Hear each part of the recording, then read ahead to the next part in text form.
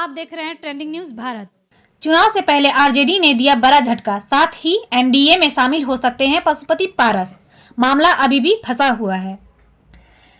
JDU के पंचायत स्तर के नेता ने भी पलटी मारी और भाजपा में शामिल हो गए। दिल्ली में एक अहम बैठक होने वाली है विपक्षी दलों के महागठबंधन को लेकर।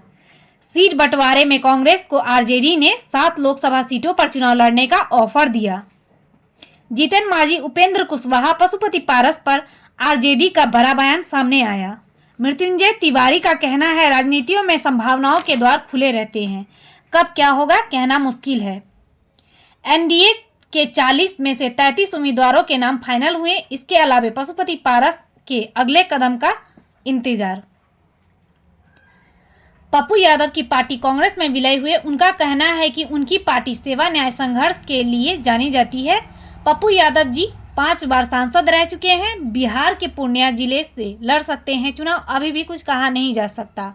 पप्पू यादव के कांग्रेस में शामिल होने से पलटा फिर एक बार सियासी खेल। अब इंडी एयरलाइंस को मिला नया मेंबर। इस तरह के वीडियो को देखने के लिए लाइक, सब्सक्राइब और शेयर करें। धन्यवाद। हरियाणा में आपने देखा कि एक सिटिंग एमपी ने ज्वाइन किया, फिर आपने देखा राजस्थान में एक सिटिंग एमपी ने ज्वाइन किया, फिर आप देख रहे हैं तेलंगाना में लगातार ऐसे ऐसे नेता पार्टियां अपनी छोड़ के कांग्रेस की तरफ आ रहे हैं जो उन पार्टीज के एक तरह से फाउंडर्स थे। भैया आवाज मत करिए वहां।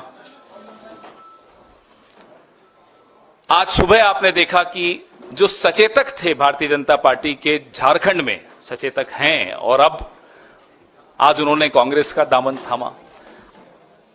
बड़ी खुशी के साथ, बड़े हर्ष के साथ मैं एक ऐसे व्यक्ति जो मेरे साथ में बैठे हैं, किसी परिचय के मोहताज नहीं है, पप्पू यादव जी, जनाधिकार पार्टी इनकी सब जानते हैं, उस पार्टी के विषय में, इनके विषय में, कद्दावर नेता हैं। वो आज कांग्रेस पार्टी की नीतियों से और नेतृत्व से और दिशा से प्रभावित होकर उन्होंने ये निर्णय लिया है कि वो अपनी पार्टी का मर्जर, विलय कांग्रेस में करेंगे। ये एक ऐतिहासिक विलय है। इसमें हमारे देश की और उस प्रदेश की राजनीति को बदलने का मादा है।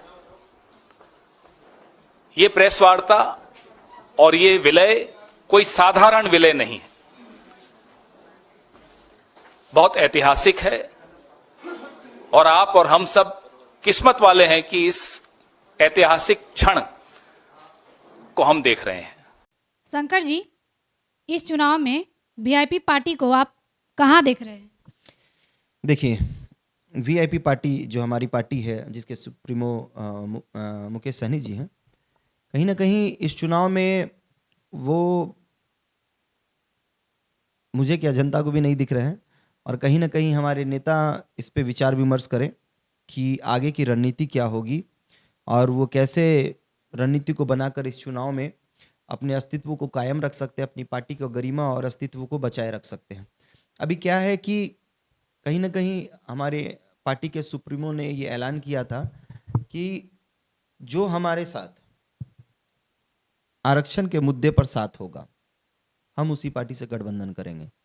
तो कहीं ना कहीं आरक्षण जो मुद्दा है, तो तत्काल अगर चुनाव के टाइम पे उठाया जाए तो उसके लिए संघर्ष करना पड़ता है। आज अगर हम लोग ये चुनाव के टाइम पे अगर हम ये मुद्दा उठाते हैं आरक्षण का, तो कहीं ना कहीं वो अनदेखी होनी ही होनी है और कोई भी पार्टी रिस्क नहीं लेगा।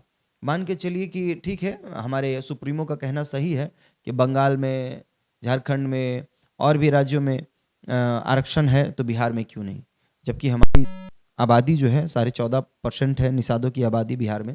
तो कहीं ना कहीं हम भी भागीदार हैं और आरक्षण मिलना चाहिए, मैं भी इसके पक्ष में हूँ।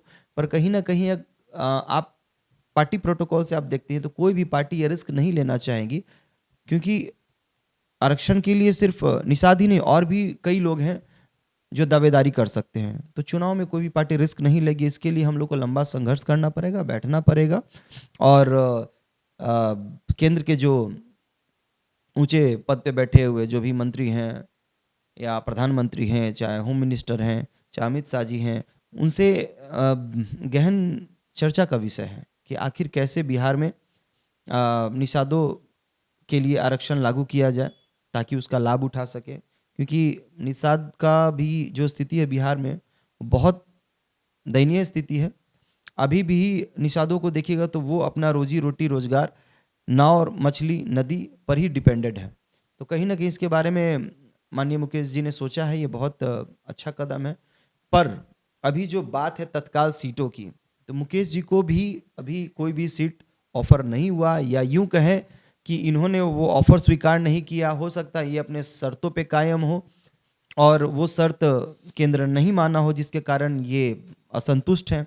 तो अब कहना बड़ा मुश्किल होगा कि मुकेश जी का अगला कदम क्या हो सकता है, राजद के साथ होगा या फिर एनडीए के साथ होगा। अगर एनडीए के साथ होना होता तो अब तक हो गया होता, या फिर वो इंडिपेंडेंट अपना अगर कैंडिडेट उतारते हैं तो फिर वो भी देखना होगा कि वो कौन सा संसदीय क्षेत्र चुनते हैं और किसके विरोध में चुनते हैं, किस पार्टी के विरोध में अपना कैंडिडेट उतारते हैं, और आर पार की लड़ाई अगर होनी है तो किस पार्टी के साथ होनी है। तो ये कहीं ना कहीं एक अहम मुद्दा है जो कि हम लोग को बार बार मैं ये बोल रहा हूँ कि अभी कुछ भी कहना बहुत जल्दबाजी होगी। इसके लिए हम लोग को वेट एंड वॉच की स्थिति में रहना और 2-3 दिन हम लोग को वेट करना चाहिए। 2-3 दिन में सारा चीज़ स्पष्ट हो जाएगा और उसके बाद वीआईपी और मुकेश जी का भी एजेंडा और उनका जो आगे का रणनीति है क्लियर हो जाएगा कि आगे इस चुनाव में वो कहाँ हैं और वीआईपी पार्टी क्या कर रही है, किसको टक्कर दे रही है, किसके सामने खड़ी है और किस तरह से वो चुनाव लड़ती है इस बार।